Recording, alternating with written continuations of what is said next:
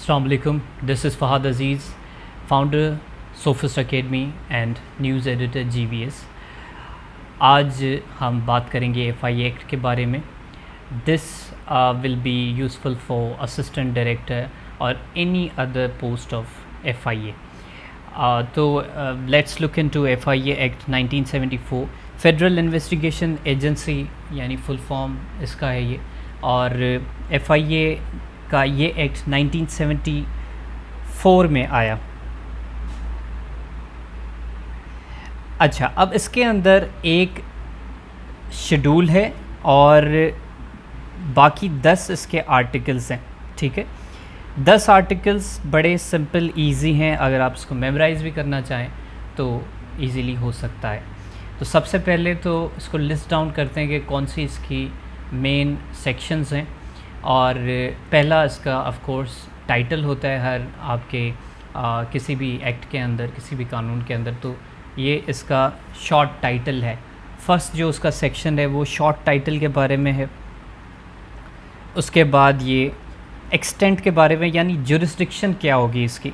और फिर कमेंसमेंट यानी ये कब शुरू होगा, तो ये इसके बारे में. शॉर्ट टाइटल तो ऑफ कोर्स ये FIA इसका नाम है, फेडरल इन्वेस्टिगेशन. और इस एक्ट का नाम FIA एक्ट 1974 होगा. और ये इसकी एक्सटेंट जो है या जुरिस्डिक्शन है वो सारे पाकिस्तान के सिटीज़न्स के ऊपर होगी और पूरी दुनिया में होगी. और दूसरा ये पब्लिक सर्वेंट्स के ऊपर होगी. ठीक है, सिटीज़न्स और पब्लिक सर्वेंट्स. पब्लिक सर्वेंट्स का मतलब ये कि अगर पाकिस्तानी नेशनल नहीं भी हैं तो भी FIA उनके ऊपर कार्रवाई कर सकती है. और कमेंसमेंट ये जैसे ही कानून इम्प्लीमेंट हुआ तो ये इसकी शुरुआत होगी. तो ये इसका कमेंसमेंट था. और फिर सेकंड नंबर पे है डेफिनेशन. डेफिनेशन में सिर्फ वो टर्म्स हैं जो इस एक्ट के अंदर इस्तेमाल होंगे, जैसे कि एजेंसी यानी FIA, कोड यानी कि CRPC code of criminal procedure 1898. और फिर डायरेक्टर जनरल यानी DG of FIA, provincial police यानी जो पुलिस आपकी हर सूबे की होती है.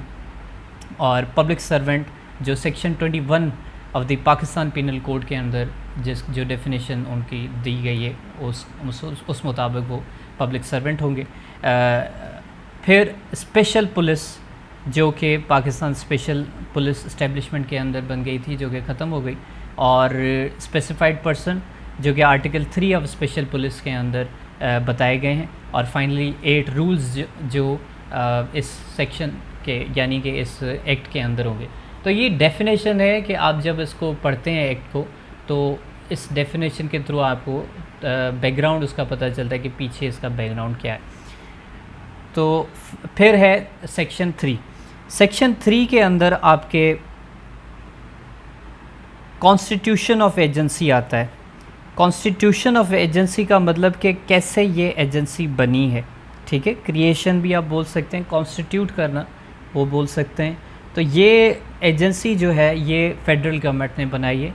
फेडरल गवर्नमेंट में constitute an agency to be called FIA for inquiry into an investigation of the offences specified in the schedule. यानी कि फेडरल गवर्नमेंट एक एजेंसी बनाने जा रही है FIA के नाम से, जो कि इंक्वायरी करेगी या इन्वेस्टिगेशन करेगी उन ऑफेंसेस या क्राइम्स की जो इस शेड्यूल के अंदर होंगे. यानी कि इनका FIA का जो स्केड्यूल है या शेड्यूल है उसके अंदर वो सारे ऑफेंसेस लिस्टेड हैं. तो ये पहली बात तो ये कि फेडरल गवर्नमेंट इसको बना रही है और ये इंक्वायरी के लिए, इन्वेस्टिगेशन के लिए वो इन्वेस्टिगेशन जो शेड्यूल के अंदर हैं. और इसके अंदर बहुत लंबी लिस्ट है, मेरे ख्याल 100 से ज़्यादा शेड्यूल्स हैं, इसके ऑफेंसेस हैं शेड्यूल के अंदर. और मेरे ख्याल 125 है, इसको एग्जैक्टली मैं आपको बता दूंगा बाद में. फिर the agency shall consist of a DG जो होगा वो इसको हेड करेगा और ये अपॉइंट होगा बाय दी फेडरल गवर्नमेंट. ठीक है, और फिर आपका आता है सुपरिंटेंडेंस या एडमिनिस्ट्रेशन ऑफ एजेंसी. सुपरिंटेंडेंस का मतलब सिंपल सा ये है कि सुपरविज़न, ठीक है। तो सुपरविज़न जो करेगा वो फेडरल गवर्नमेंट करेगी, ठीक है। और एडमिनिस्ट्रेशन जो करेगा वो होगा डीजी, ठीक है, डीजी ऑफ एफआईए। और डीजी ऑफ एफआईए होगा आईजीपी के बराबर, ठीक है जी। उसके बाद आपका आता है कि ये पावर्स इस एजेंसी के पास या मेंबर्स के जो पावर्स हैं वो क्या होंगे। Powers of members of agency,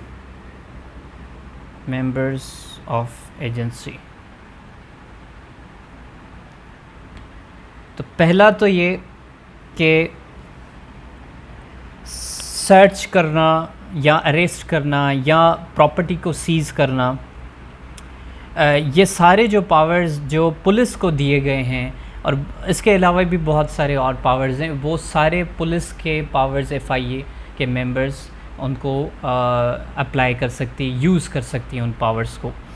और ऑफ कोर्स ये इंक्वायरी और इन्वेस्टिगेशन के लिए होगी डिफरेंट क्राइम्स के लिए।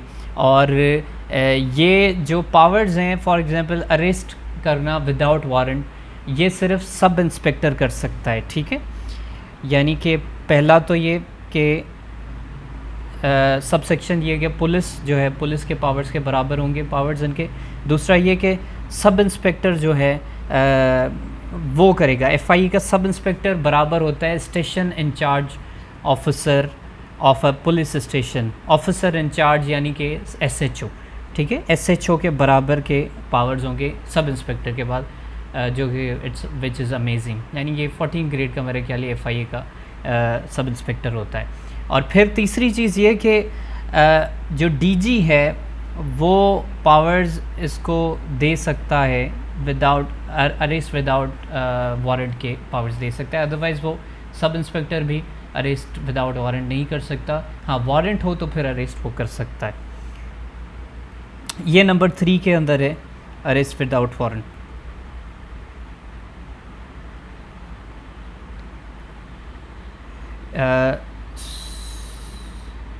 सबसेक्शन नंबर 3,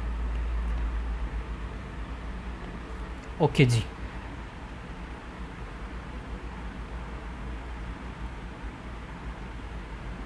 फिर इसके बाद आपका आ जाता है मेन जो इसका सेक्शन 5 का है, वो 5A है। 5A कहता है कि इस एजेंसी के पास पब्लिक प्रोसिक्यूटर्स होंगे, ठीक है। कुछ ऑफिसर्स होंगे पब्लिक प्रोसिक्यूटर्स, और वो उनको क्या कहेगा, ये जो पुलिस के पास पब्लिक प्रोसिक्यूटर्स होते हैं वही उसी के बराबर होगा। लेकिन इनको एक तो एडी लीगल बोला जाएगा, दूसरा डीडी लीगल बोला जाएगा। एडी लीगल यानी असिस्टेंट डायरेक्टर, और डिप्टी डायरेक्टर यानी डीडी। तो ये आपके वो ऑफिसर्स होंगे जिनको अथॉरिटी होगी कि वो फाइल कर सकें केस स्पेशल कोर्ट के आगे, और एफआईए की स्पेशल कोर्ट्स होती हैं, ठीक है। ये भी आपको इसी के अंदर आपको पता चल जाता है 5A के अंदर। फिर आपका आ जाता है कि शेड्यूल जो है जिसके अंदर ऑफेंसेस दिए गए हैं उसको कौन अमेंड कर सकता है। पावर्स या पावर टू अमेंड शेड्यूल, ये कर सकता है आपका फेडरल गवर्नमेंट कर सकती है। और फेडरल गवर्नमेंट इसको मॉडिफाई भी कर सकती है, निकाल भी सकती है, या नया कोई ऑफेंस इसके अंदर ऐड भी कर सकती है। तो फेडरल गवर्नमेंट इसको अमेंड कर सकती है। तो बड़ा सिंपल 6 नंबर है। और नंबर 7 है डेलीगेशन ऑफ पावर्स। अब डेलीगेशन ऑफ पावर्स का मतलब कि कोई किस्म के पावर्स अगर कोई किसी मेंबर को देना चाहे, एफआईए के मेंबर को, सब इंस्पेक्टर को, असिस्टेंट डायरेक्टर वगैरह को, तो वो कौन देगा, वो दे सकता है डीजीएफआईए, ठीक है, जो कि आईजीपी के बराबर जिसकी पोस्ट होती है, ग्रेड 21 या 22। फिर आपका डेलीगेशन ऑफ पावर के बाद आता है इंडेमनिटी। इंडेमनिटी का मतलब होता है कि ये जुर्म से आरी होंगे या फिर बरी व ज़िम्मा होंगे, कोई इनके ऊपर केस नहीं किया जा सकता, या ये जो इसके अंदर डेफिनेशन दी गई है कि वो सूट फ़ाइल होता है जो सिविल के केसेस के लिए होता है, सिविल नेचर हो उसके लिए सूट फ़ाइल होता है। तो सूट के अंदर भी बरी हैं ये, उनको कोई इनको नहीं बुला सकता मेंबर्स ऑफ FIA को। फिर आपके जो प्रोसिक्यूशन है उसके अंदर भी नहीं बुला सकता कोई। और फाइनली कोई भी और किसी किस्म की लीगल प्रोसीडिंग्स के अंदर इन FIA के मेंबर्स को नहीं बुलाया जा सकता।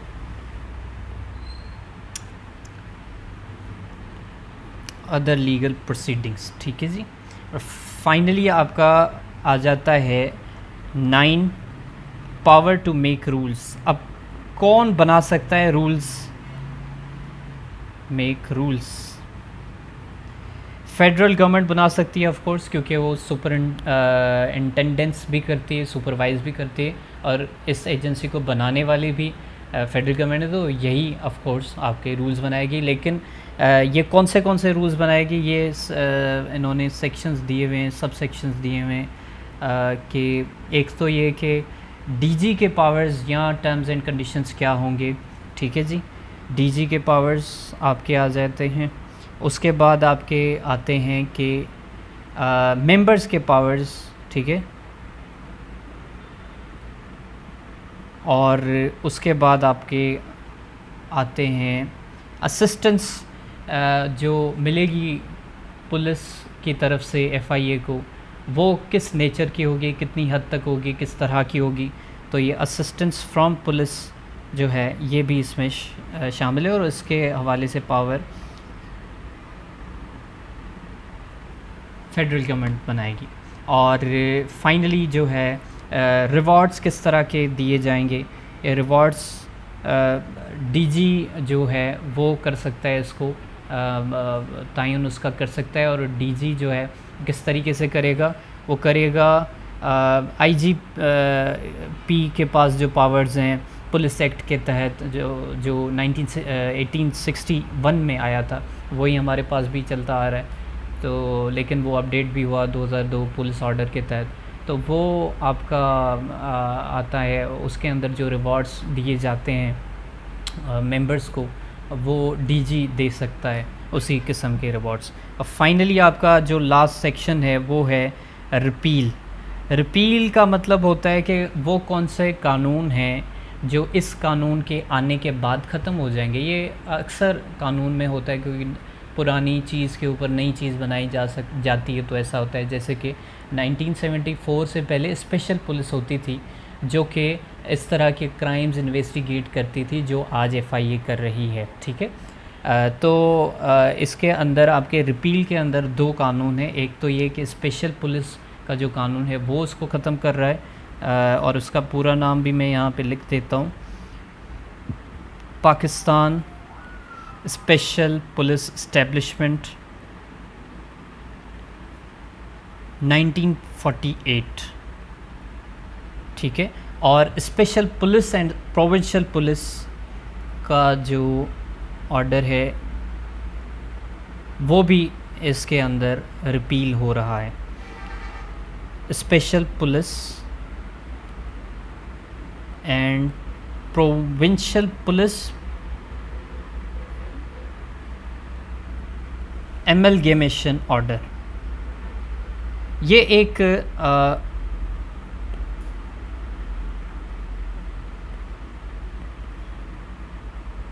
ये 2 किस्म के लॉज जो हैं वो FIA के इस एक्ट के आने के बाद ख़त्म हो गए। तो ये MCQs इस तरीके से आ सकते हैं। बाकी आपने डिटेल में पढ़ना है, मैंने सिर्फ आपको एक ओवरव्यू दिया है। अगर आप इसको डिटेल में एक बार रीडिंग कर लें और उसके बाद MCQs की तैयारी करें, तो आपका असिस्टेंट डायरेक्टर FIA का जो आप है पेपर है वो बड़ा अच्छे तरीके से हो सकता है। आपके पेपर में तकरीबन 10, 12 या 8 तकरीबन इतने आपके आ सकते हैं FIA के MCQs। और इसके अंदर शेड्यूल जो है उसके अंदर 115 आपके ऑफेंसेस दिए गए हैं, ठीक है। और उसकी लिस्ट जो है मैं आपको इस एक्ट का भी जो लिंक है, पूरे फुल एक्ट का भी लिंक, और उसके साथ जो शेड्यूल है उसका भी जो है मैं आपको डिस्क्रिप्शन में आपको दे देता हूँ, वहाँ से आप उसको करें। और उसके अलावा अगर आप ज्वाइन करना चाहते हैं कोई भी और लेक्चर्स हमारे सोफिस एकेडमी के प्लेटफॉर्म से, या अपडेट या मटेरियल हासिल करना चाहते हैं अपने व्हाट्सएप पे, तो आप ग्रुप ये व्हाट्सएप ये यूट्यूब की जो डिस्क्रिप्शन है इसके अंदर आप देखें, आपको काफ़ी लिंक्स और मवाद आपको मिलेगा। थैंक यू सो मच, अपना ख्याल रखिएगा, अल्लाह हाफ़िज़।